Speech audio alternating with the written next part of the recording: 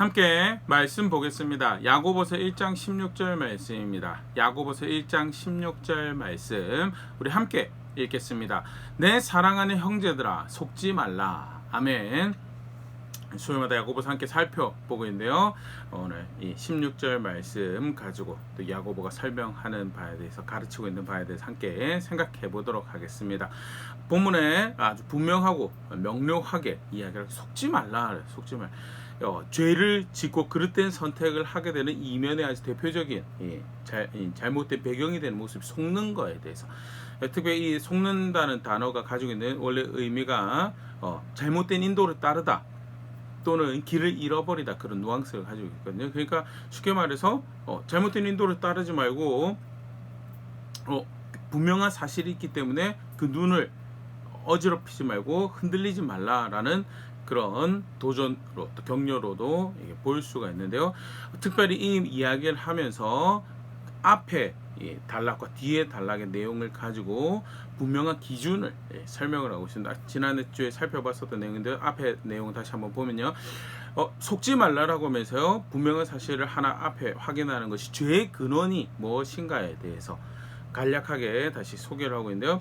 13절부터 15절 말씀. 13절 먼저 보면요, 야고보서 1장 13절, 사람이 시험을 받을 때 내가 하나님께 시험을 받는다 하지 말지니 하나님은 악에게 시험을 받지도 아니하시고 친히 아무도 시험하지 아니하시느니라. 우리가 어려움을 당하고 힘든 일을 당할 때, 특별히 이제 그 가운데 미혹을 받죠. 죄를 짓는 그런 상태에 돌입을 하게 됩니다. 마음이 어지럽고 눈이 이제 어지럽혀져서 어두워진다는 거죠, 쉽게 말해서. 그래서 하나님 백성으로 마땅히 선택해야 돼. 거룩하고 의로운 길을 선택하기보다는 미혹을 받는 거죠. 미혹을 받는데, 어려운 가운데, 힘든 상황 가운데 미혹을 받는데, 근데 자칫 이제 그걸 환경을 탓하고 상황을 탓하고 그 가운데 어디까지 나가냐, 그 상황과 환경을 조성하신 하나님을 탓하게 되는 그런 경우들이 발생해. 절대 그렇지 않다라는 것. 실제로 사실은 그 앞에 우리가 내용을 쭉 봤었지만, 맞닥뜨리는 어려움은, 그런 상황과 사건들은 야고보가 가장 먼저 이야기했던 그것은 기뻐할 만한 상황이더라고요. 그게 왜 기뻐할 만한 상황이냐라고 했더니 야고보서 1장 3절 4절, 이는 너희 믿음의 시련이 인내를 만들어낸 줄 너희가 알미라. 첫 번째, 그것이 왜 기뻐할 만한 상황이 되냐면, 내가 바른 믿음을 가지고 있다는 것을, 그 어려운 상황을 통해서 내 믿음의, 내 신앙의 단면이 인내라는 것을 고백할 수 있고, 이로써 내가 바른 신앙을 가지고 있음을 확인하는 그런 기회가 돼. 바른 신앙을 가지고 있으면 내 신앙이 얼마나 진실됨을 고백할 수 있는 그런 기회가 된다는, 그래서 기뻐할 만한 상황이고, 두 번째는 4절, 인내를 온전히 이루라. 이는 너희로 온전하고 구비하여 조금도 부족함이 없게 하려 함이라 하면서, 그 어려운 시간과 힘든 상황을, 관계를 하나님 보시기에 바르게 참고 견디고 인내하는 것으로 지나가는, 끝까지 인내하는 동안 그걸 통해서 성숙해져가는, 온전해져가는, 내 신앙이, 내 그 하나님을 사랑하는 마음이 이제 그 다음에 등장하는데요. 그 바르고 참되다는 것을 증명하고 확인하는 가운데 온전해져가고 성숙해져가는 그런 기회가 돼. 그래서 어려움은, 고난은, 시험의 그 상황은 절대 나로 하여금 잘못되게 주는 상황이 아니고, 그 상황을 주시는 분도 나로 하여금 미혹하기 위해서 죄로, 나락으로, 범죄로, 사망으로 떨어뜨려 주신 상황이 절대 아니다라는 것. 환경이 문제가 아니고 하나님이 주시는 그 하나님 주권이, 그 경영하신 바가 문제가 아니다라는 거죠. 더불어서 이 어려움의 상황은 또 이런 식으로 표현합니다. 야고보서 1장 11절, 시험을 참는 자는 복이 있나니 이는 시련을 견뎌낸 자가 주께서 자기를 사랑하는 자들에게 약속하신 생명의 면류관을 얻을 것이기 때문에, 사랑하는 자에게 주시는 생명의 면류관을 얻을 기회가 시험이라는 것이죠. 그것을 참고 잘 이겨낸 자는, 다르게 표현하면 시험을 참고 잘 이겨내는 것은 무슨 기회인가? 하나님을 사랑한다라고, 내가 나의 주가 되신, 나의 구원이 되신 그를 내가 이렇게 생각하고 이렇게 내 마음의 삶의 가치를 가지고 존중합니다라는 것을 고백하는 그런 기회가 된다는 거죠. 그래서 절대 환경이 문제가 아니고, 환경을 조성하신 하나님의 문제가 아니라, 그 문제가 뭐냐, 제 근원이 뭐냐, 그것은 내 안에 있는 그릇된 이해를 쫓는 그릇된 열망이다. 야고보서 1장 14절 15절, 오직 각 사람이 시험을 받는 것은 자기 욕심에 끌려 미혹됩니다. 자기 욕심에 끌려서 미혹된다. 욕심이 잉태한 즉 죄를 낳고, 죄가 장성한 즉 사망을 낳는, 그릇된 이해를 쫓아서 다양한 세속적인 그 행복, 복지, 여러 가지 만족들 쫓는 거, 그게 그릇된 이해 그리고 그걸 향한 열정들, 열망들, 결국 그게 뭐가 되느냐, 상황 가운데, 사건 가운데, 또는 불편한 관계들 가운데, 갈등 가운데, 그게 결국 미혹이 되어서 바른 선택을 만들지 못하고 그게 결국 죄를 낳게 되고, 그리고 그 결과가 사망에 이르게 되는 것이다라는 것, 사실 굉장히 성경에서 중요하게 다루고 있는 모습이에요. 바울 같은 경우 비슷한 설명을 하고 있는데요. 로마서 6장 19절 21절 너희 육신이 연약함으로 내가 사람의 예대로 말하노니 전에 너희가 너희 지체를 부정과 불법에 내어주고 불법에 이른 것 같이 이제는 너희 지체를 의에게 종으로 내어주어 거룩함에 이르라. 부정과 불법을 가지는, 향하는, 그게 이제 욕심이라는 걸로 야고보 표현하죠. 부정과 불법을 향하는, 그게 결국 뭐냐, 죄의 종이 되는 모습이죠. 20절 너희가 죄의 종이 되었을 때는 의에 대하여 의와는 상관없이 죄의 종으로 죽음의 길을 향해 가는 걸 의미하는 죄의 종의 상태였다라고. 그 부정과 불법을 향해서 달려가고 그 결과 죄의 종이 되는 상황이 있었다는 21절 너희가 그때 무슨 열매를 얻느냐 이제는 너희가 그 일을 부끄러워 하나니 이는 그 마지막이 사망임이라. 결국 죄의 종이 되어서 만들어낸 부정과 불법을 향하고 그렇게 결국 사실 그 모든 형태가 죄의 종이라는 거죠. 결과적으로 이르게 된 것이 사망이고 그게 문제적인 모습이다라는 거죠. 환경이, 어려움이, 상황이 조성되어진 여러 가지 마주하는, 맞닥뜨리는 관계들이, 갈등들이, 그게 문제가 아니다라는. 문제는 뭐냐, 그 가운데 네가 그릇된 이해를, 그릇된 행복을 추구하고 그릇된 만족을 추구하고 결국 진정한 만족이신, 진정한 소망을 두어야 될 하나님을 존중하지 않는 그런 자세를 가지고 있을 때 그 상황이 문제가 된다는 거죠. 문제가 된다. 그래서 바르게 이해하고 있어야 돼요. 뭐가 죄의 근원인지, 그리고 그것이 이끌어가는 것이 결국 사망인 것에 대해서 앞에 분명히 이제 확인하죠. 16절 앞에서 야고보서 다시 본문을 보면요. 그러고 나서 반대로 그 이후에 속지 말라고 하면서 그러면 뭘 이야기하는가요? 두 가지를 이제 본문에서 우리가 볼 수 있습니다. 17절, 18절을 거쳐서 먼저는요. 17절도 그렇고 18절도 그렇고 결국 선의 근원이 모든 선의, 하나님이 모든 선의 근원이시다라는 거. 죄의 근원은, 죄는 결국 사실은 나로부터 비롯되는, 우리로부터 비롯되는 것이고, 사망도 우리로부터 비롯되는 것이고, 미혹도 우리로부터 비롯되는 것이고, 하나님은 절대 그런 분이 아니시고 하나님 모든 선의 근원이시다라고 하면서 두 가지를 이야기를 하는 게 있습니다. 먼저 17절 보고 계속 우리 한번 살펴보도록 하겠습니다. 야고보서 1장 17절 온갖 좋은 은사와 온전한 선물이 다 위로부터 빛들의 아버지께로부터 내려오나니 그는 변함도 없으시고 회전하는 그림자도 없으시니라면서요. 모든 좋은 것들, 온전한 것들이 누구에게로부터 오는가? 빛들의 아버지. 여기서 빛들의 아버지라는 표현은 비유적인 표현은 실제적으로 이제 빛과 어둠이 이제 대조해서, 성경에서는 사실은 이제 빛이 없는 게 어둠이죠. 어둠이고 그 비유적인 표현이고요.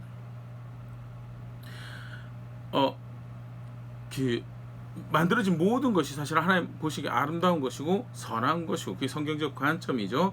여기서 특별히 어떤 해, 빛, 달, 별, 이런 빛들을 상징하는 그런 기물들을 생각해 볼 수도 있는데요.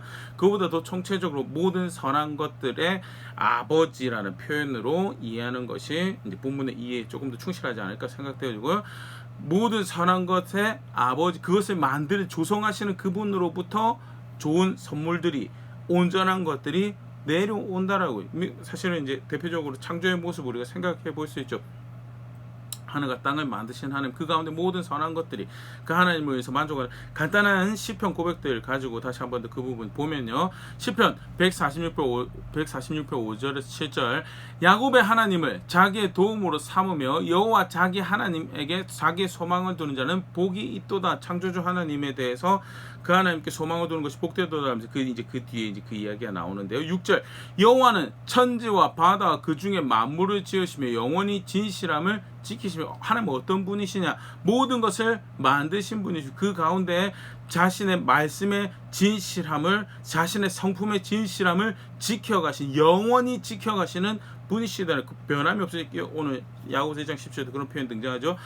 변함이 없고 회전하는 그림자도 없다라는 것. 천지를 만드신 그분은 생명을 주신 그 질서대로 영원히 그 진실함 지키시는 분이신데, 7절 억울한 사람들을 위해 정의로 심판하시며 줄인 자들에게 먹을 것을 주시는 이시로다.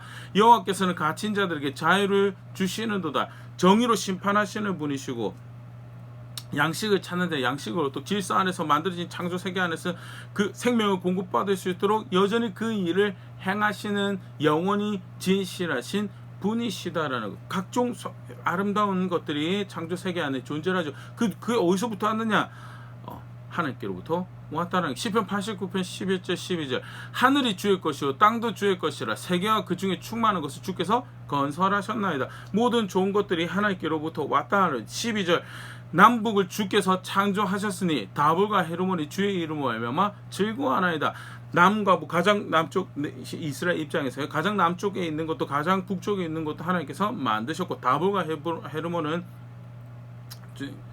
유명한 산 이름인데 다볼은 이제 이스라엘 영토로 치면요. 이스라엘 영토의 동쪽에 위치한 야트막한 산이죠. 언덕이고요. 그 유명한 사건이 있었던 것은 드보라 여선지자 드보라 당시에 이제 전쟁을 치렀던 장소로 이제 알려져 있는데요. 다볼이 동쪽에 있는 산이라면요. 야트막한 산이라면 할몬산은 상대적으로 이스라엘 영토에서 서쪽에 있는 산이고 쉽게 말해 동쪽에 있는 야트막한 산에서부터 서쪽에 있는 아주 높은 산에 이르기까지 다 하나님께 손에 의해서 결정되어 있으면 뭐라고 이야기하냐면 주의 이름으로 말미암아 즐거워 하나님께서 만들어 놓으신 창조 세계와 질서 그 공급하신 생명을 공급하신 그 은혜를 의해서 만들어진 모든 남과 북이 동과 서가 즐거워하고 만족하고 기뻐한다라. 그게 사실은 창조 세계 안에서 우리가 사실 이제 그런 사실을 잊어버리기가 쉽죠. 근데 야고보가 다시 분명히 확인을 하는 거고요. 성경에서 분명히 가르치고 있는데 맞닥뜨린 사건이 상황이 고통스럽고 아프고 힘들고 어려우면 관계 가운데 겪는 갈등이 어려우면 불편하면 불편할수록 사실 세상이 왜 이러니 맞닥뜨린 세계가 왜 이러니라는 그것을 조성하신 하나님이 왜 이러니라는 그런 굉장히 사실 하나님을 알지 못하는 또는 말씀대로 가르친 하나님을 말씀대로 이해하지 못하는 그런 고백들을 또 이해들을 만들기 쉬운데요. 실상은 만들어진 세계 안에서 우리 앞에 시편 140편 46편 기자의 고백에서 봤던 것처럼요. 줄인 자에게 먹을 것을 주는 세상이고요. 악한 일을 하면 벌받는 세상이고 바른 일을 하면 적어도 암묵적인 그런 질서들이 존재를 해왔고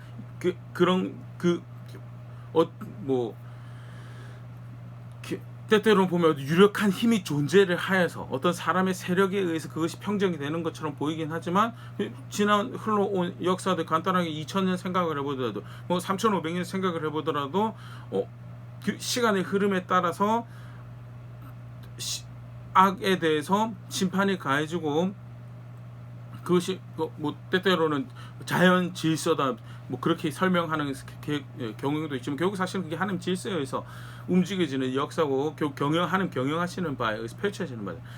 심판하시고 생명을 공급하시고 하는 하나님의 놀라운 그 선하시고 온전하신 결과물을 단적으로 맛볼 수 있는 것이 만들어진 세상에서 결국 그 모든 것이 어디서부터 하는가 하나님께로부터 왔다라는 것.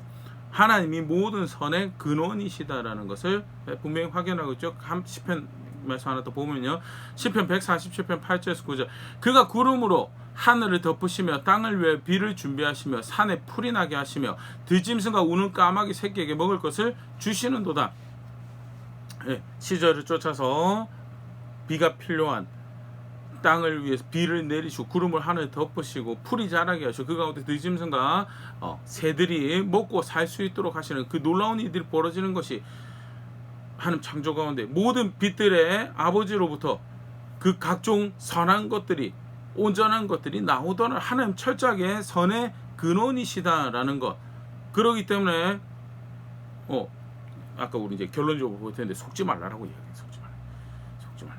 하나님은 모든 선의 근원이시고 심지어 그 선하신 일에서 변함도 없으시고 그림자도 움직이는 그림자도 없으신 분이시다라는 것. 야고보서 1장 17절에 이야기하면서 창조 세계 안에서 그가 만드신 세계 안에서 볼 수 있는 분명한 그의 선하심.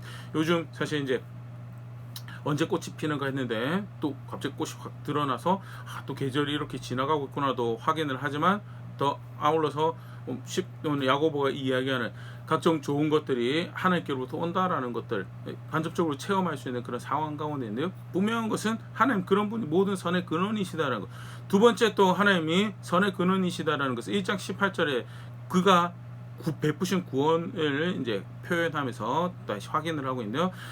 야고보서 1장 18절 그가 그 피조물 중에 우리로 한 첫 열매가 되게 하시려고 자기의 뜻을 따라 진리의 말씀으로 우리를 낳으셨느니라.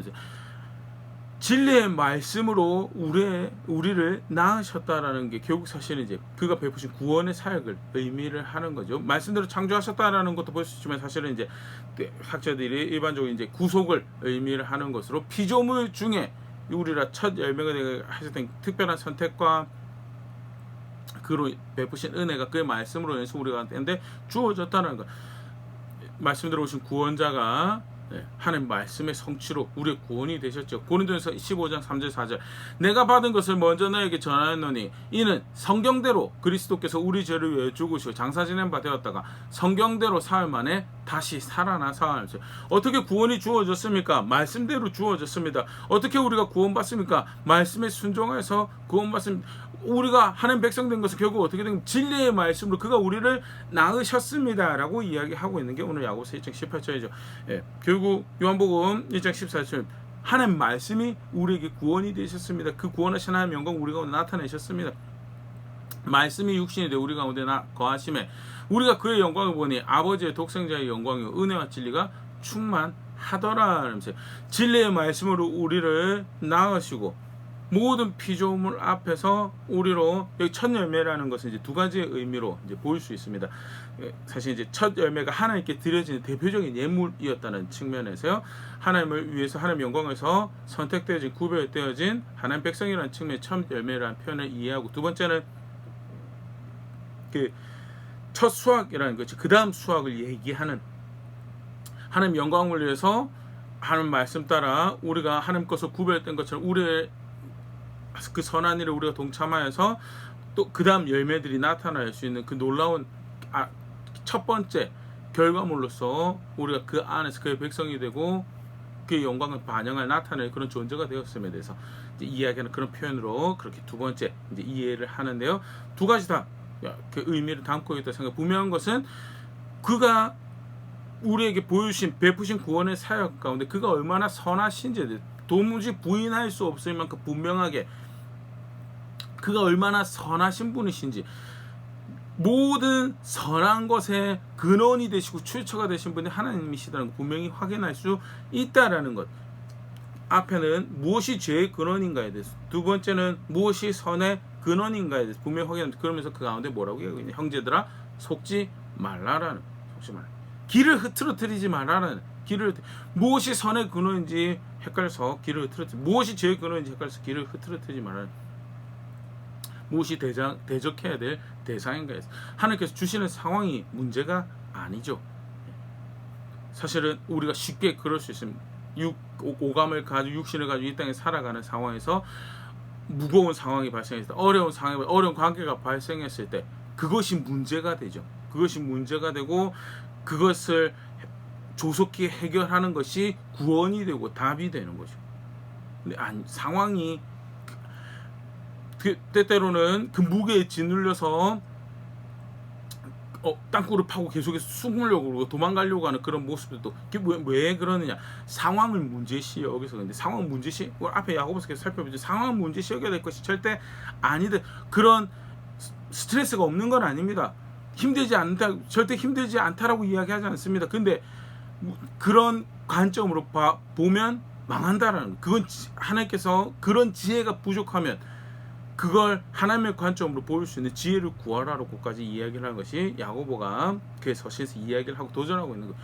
상황이 문제가 아니고 그 피부에 와닿는 어려움이 그게 사실상 큰 문제가 아니다는 뭐가 그러면 진짜 해결해야 될 문제고 대적해야 될 대상이 되는가에 대해서 그릇된 이해를 따른 그릇된 열망이 문제다라는 그릇된 이해를 따른 그릇된 열망 포커스 자체가 상황에 가 있습니다. 포커스 자체가 내 피부에 와닿는 고통에 가 있으면요. 그걸 해결하기 위해서 타협하게 되고 그걸 해결하기 위해서 또는 그런 상황을 주신 하나님에 대해서 원망하고 실망하는 자라고, 그게 이제 잘못된 포커스를 가지고 있어요. 그릇된 이해와 그 그릇된 열망을 쫓으면요, 결국 사실은 시험에 빠져서 죄의 종이 되고 결국 사망을 낳게 된 자리로 가게 된다는. 절대 그래서 대적해야 될 대상이 경각심 가지며 스스로 이렇게 잘 다스려서 견제하고 경각심 대적해야 될 대상이 그게 아니다. 그릇된 이해와 그릇된 열망이 사실은 문제고 경계해야 될 거다. 다시 분명히 보일 수 있죠. 창세기 4장 7절 하나님께서 가인에게 그렇게 도와주시 권면하고 도전하시죠. 네가 선을 행하면 어찌 낫을 들지 못하겠느냐. 선을 행하지 않으면 죄가 문에 엎드려 있느니라.